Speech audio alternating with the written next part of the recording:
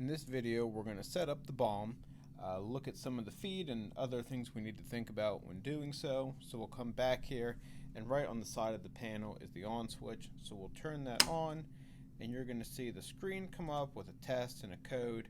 And not until we have a set of numbers in both of these screens is the device ready. If you hit anything too early, it's just going to throw it into an error. So the first thing we want to do is hit the down button, and just quick to recap what all the buttons do. That's going to move our feed table up and down.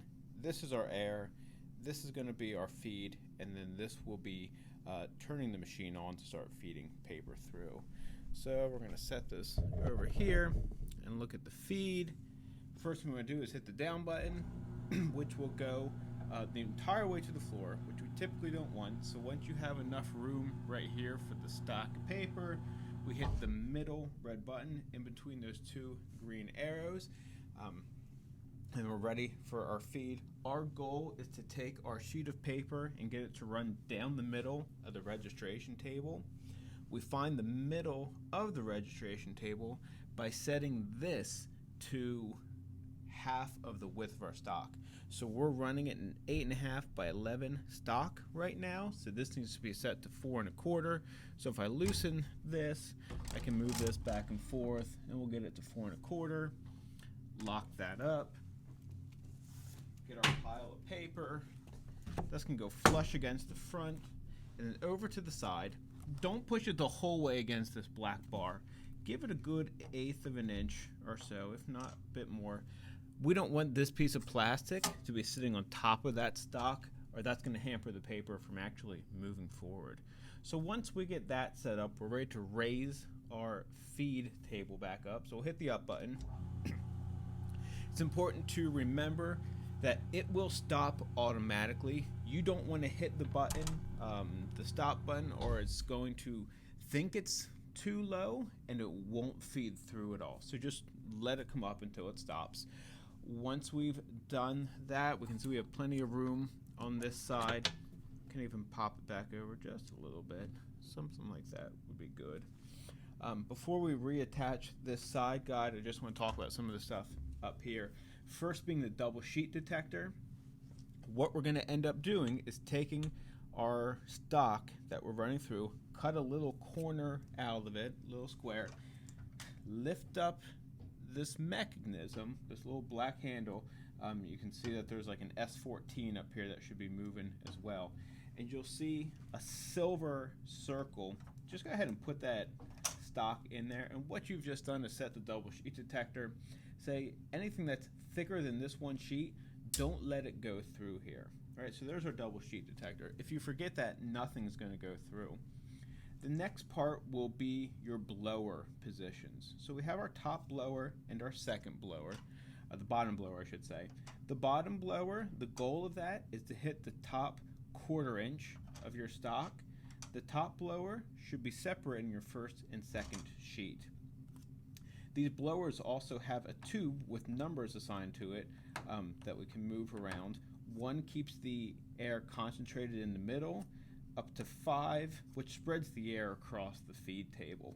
If we look down next to the control panel, I'll move the camera real quick so we can see it. This sticker here, it's saying from 4 to 6 inches, blower positions 1 and 1, 6 to 9 inches, 1 and 2. So you're going to find your measurement here to figure out where your blowers should be positioned. So in this case, we're going to set them to 1 and 2, and then we'll turn the air on just to see what that's doing, where we're at. But before we're doing that, we're going to finish setting up our guides. So I took this left guide off, the one closest to me, just so it's easier to get in there and work with your paper. So I'm going to take that and put it back on. Let me readjust things a little bit here. Goes back on. That's good. And then to move that, we actually need to come all the way up here to this big knob that we can push that whole side piece in a little bit. We don't want it to be tight. We want a good 1/8 inch there. We'll lock this up. Then these back stops The first one's going to sit on top of the stock. The back one's going to rest against the back of the stock, and we can tighten that up. Tighten this one up. Same thing on both sides. So now we're ready for the air. Okay, so we can see the edge of our paper here, and we're going to turn the air on.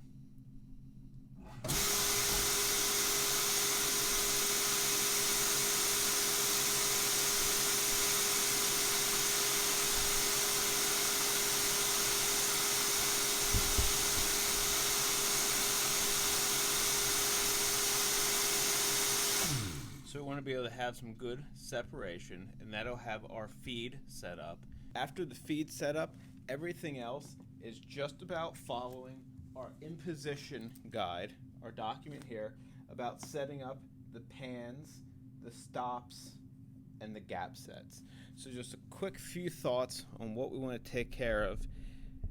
The pans, we either need to figure out if it's open and if it's closed. We can tell just by looking at it if the open icon is here, and I'll move this in quick so we can see it. Right, that's the open icon with the flat line and the tip of the ski. That's the closed icon. That represents the deflector. Whichever icon is closest to the folding rollers, right? So this is the open icon closest to the folding rollers. So 1 is open. If we look down here at 2, the open icon is closest to the folding rollers. We come back up here to 3. The closed icon is closest, so we know that that one's closed. And then 4 is just a dummy pan. 4 is always going to be closed. So we open and close them. If you actually physically move the deflector here, don't forget, you need to move this around too. It's either going to make a squealing noise or it's going to lock up the device. If you have it flipped around the other way where the deflector is up but the stop is marking down, paper is going to be falling to the bottom. When it's time to start moving these stops around, we come up to these knobs. This top one is going to loosen it, and we can move that stop up and down the pan, right? As we make it bigger, we increase the number and we move the stop up. We're moving our fold down the page. If we make the number smaller, so less paper goes in, we're moving it up the page. Just some thoughts for when we're doing the registration, our registration or setup. So this loosens it. This little guy on the side, don't loosen that. That's going to get these 2 knobs to move independently, and it's going to skew and angle our bar, which is not our objective. So we open and close pans, we set the stop where it needs to go, and then the last part is the gap sets, controlling the space in between those rollers. With the gap sets, it's important to remember that you want to create whatever fold that you're doing for the gap sets. So for example, the last group was doing a Z fold, right? So they made little Z folds. Take that and stick it in, not just the open sides. Make sure you're measuring and accounting for the bulk of the sheet where it folds. So they would go back in that way. I would also recommend, as you're going through and starting to do your make ready and get your sheets figured out, to mark your gripper. If you just put an X at the top there, once it comes out the delivery, then it makes it a lot easier to figure out which is the front of your sheet.